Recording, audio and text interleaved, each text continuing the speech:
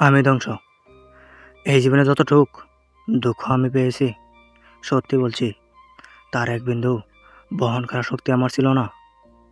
কখনো চাইলেও কাঁদতে পারিনি, কখনো কারো কাঁধে মাথা রেখে বলতে পারিনি আমি ভালো নেই। তাই নিজের ভিতরে সব জমিয়েছি, হাসি মুখের আড়ালে, নীরবতার গভীরে। মানুষ ভাবে আমি শক্ত, আমি নির্লিপ্ত, আমি সব পারি। অথচ জানে না, ভেতরে ভেতরে আমি কতটা ভেঙেছি। একা রাতে বালিশ ভিজেছি, চোখের জল দিয়ে গোপনে যুদ্ধ চালিয়ে গেছি। আমি নিজেকে এতবার জোড়া লাগিয়েছি যে এখন নিজের আসল রূপটাই ভুলে গেছি। কখনো ভেবেছি হয়তো দুঃখগুলো সামনে নিতে পারবো, হয়তো সময় ঠিক করে দেবে সব কিছু।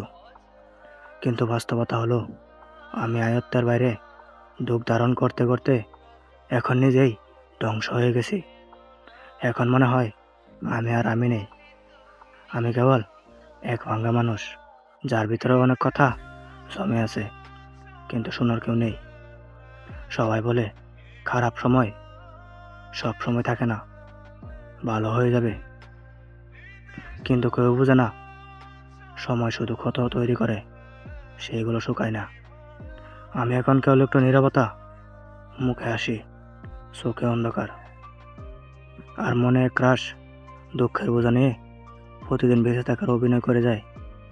আমি ধ্বংস হয়েছি, তবু মুখে বলে আমি ভালো আছি।